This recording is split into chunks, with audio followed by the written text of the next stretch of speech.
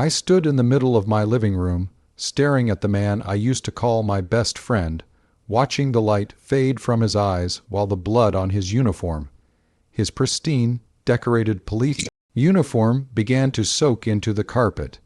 And the most twisted part of it all was that not a single drop of that blood belonged to him.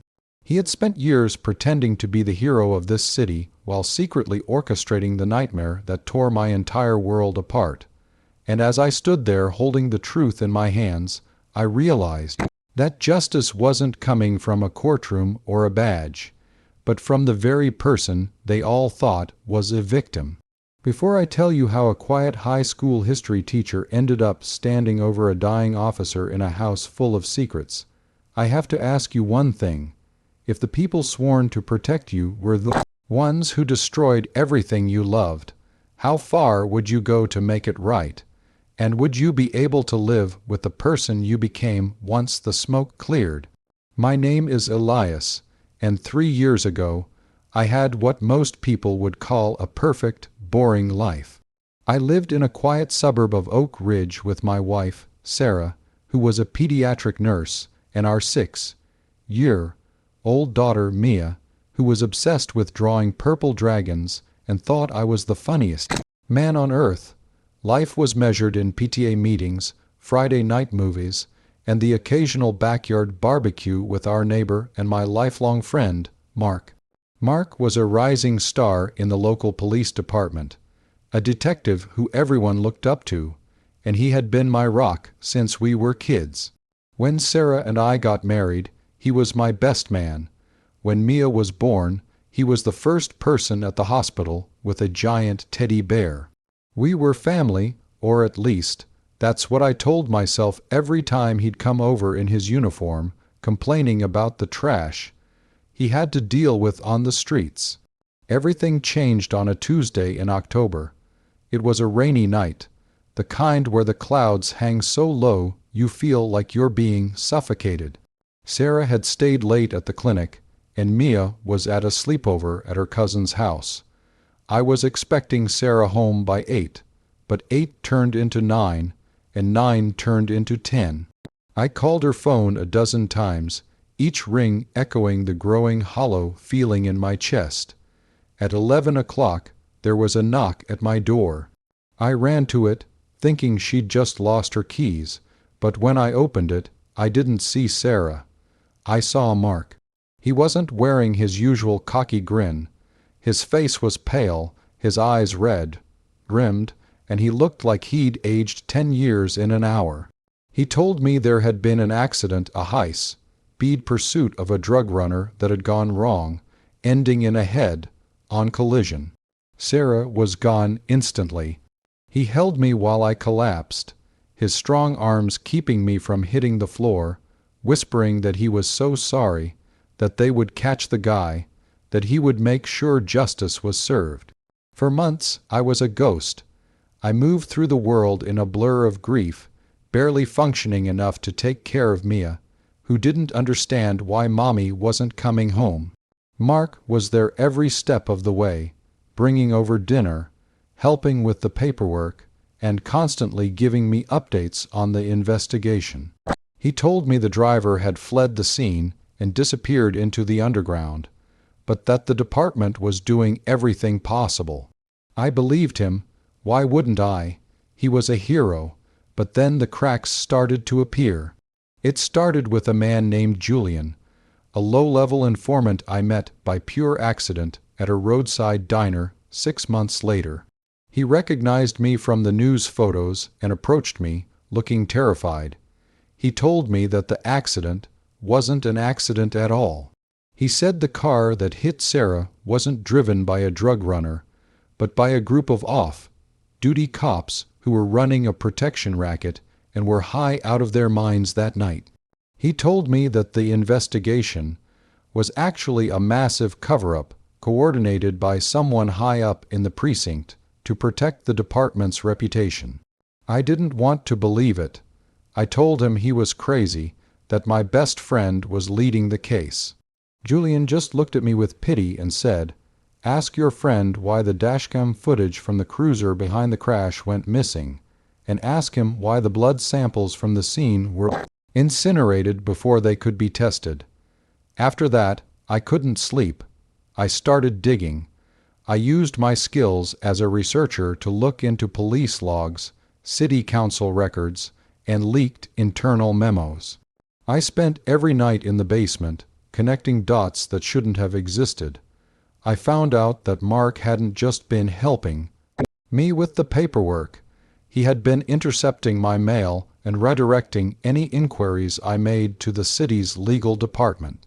I found a witness, a terrified waitress who saw the whole thing, and she told me that a man in a police uniform pulled the driver out of the car that hit Sarah, threw a bottle of whiskey into the passenger seat to frame the suspect, and then let the real driver slip away into a waiting, unmarked car.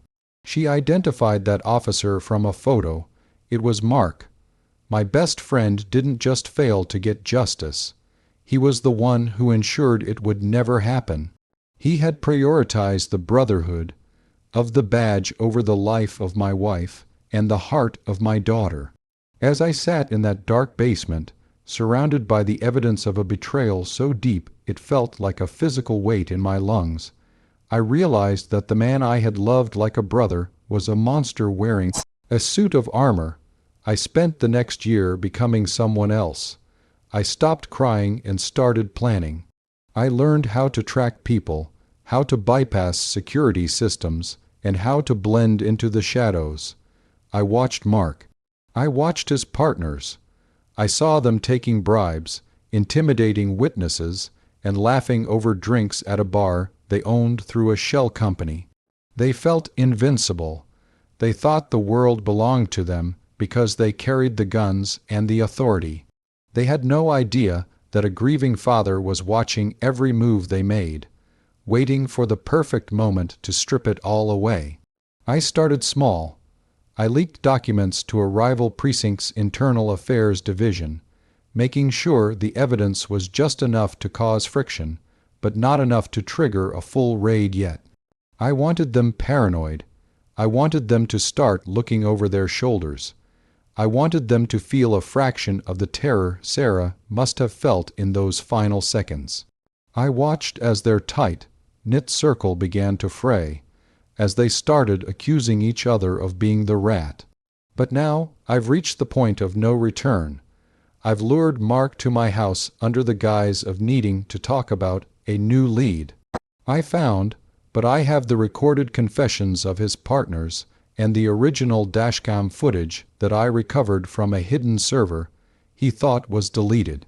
Everything is ready, but before I tell you what happened when he walked through that door and how the blood ended up on his uniform, I need you to pause. I need you to go down to the comments right now and tell me, if you found out your closest friend had covered up the death of your spouse to protect a corrupt system, would you call the authorities and hope for a trial that might be rigged? Or would you take matters into your own hands like I did? What would you do in my shoes? Mark arrived at my house at 10:00 p.m., just like he used to. He walked in with a six-pack of beer and that same sympathetic look he'd been perfecting for 3 years. He sat on my sofa, the same sofa where he'd comforted my crying daughter, and asked me what I'd found. I didn't say a word. I just turned on the television and played the dashcam footage. I watched his face go from confusion to realization, and finally to a cold, hard mask of professional indifference. He didn't apologize. He didn't beg. He just set his beer down and said, "Elias, you don't understand how the world works. We protect our own. That's the only way the line holds." That was the moment I realized there was no man left inside that uniform, only a machine built to sustain its own power. He reached for his holster, but I was faster. I had spent months practicing this. I didn't want to kill him, not yet. I wanted him to see the end of his empire. We fought, a brutal, desperate scramble across the room that shattered my coffee table and tore the photos of Sarah off the walls. He was stronger, but I was fueled by 1,000 nights of pure, unadulterated rage. During the struggle, his own tactical knife was unsheathed, and in the chaos, as he tried to pin me down, he stumbled. He fell hard against the jagged edge of the broken glass and the blade, and as we tumbled together, the blood started to spill. It wasn't my blood, and it wasn't just his. It was the blood of the people he had stepped on to get where he was, a physical manifestation of the cost of his order. As he lay there, gasping, I showed him the files I had already sent to the FBI, the local news, and the Attorney General. I told him that by sunrise, every person he had ever protected would be in handcuffs, and his name would be synonymous with the very trash he claimed to despise. I watched the realization hit him that he wouldn't die a hero, and he wouldn't even die a martyr. He would die as a disgraced criminal who had been outsmarted by a history teacher. He tried to speak, maybe to offer one last lie, but his voice failed him. I didn't feel the relief I thought I would. I just felt cold. The police arrived 20 minutes later, real police, the ones I had called after the struggle. They found me sitting on the floor, covered in the evidence of a life destroyed and a debt repaid. Mark didn't make it to the hospital. The aftermath was a firestorm. The Oak Ridge Police Department was gutted from the inside out. Dozens of officers were fired, and 5 are currently serving life sentences thanks to the evidence I gathered.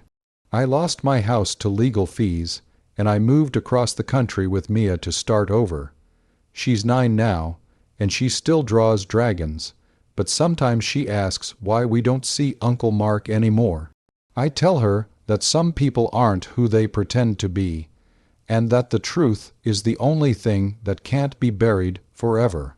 I did what I had to do, but I look in the mirror every morning and I see a man who had to break his own soul to find justice. Was it worth it? I think so, every time I see my daughter smile in a world that's just a little bit safer because those men are gone. But the stains on my conscience are just as permanent as the blood that was on that uniform. If you think I was right to take the law into my own hands when the law failed me, hit that like button. This story is a reminder that the people we trust the most can sometimes be the ones hiding the darkest secrets.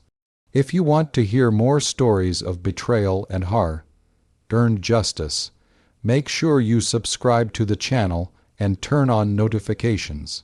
I want to hear your final thoughts. Was I a hero for cleaning up the city? Or did I become just another monster in the process? Let's talk about it in the comments. I'll see you all in the next story.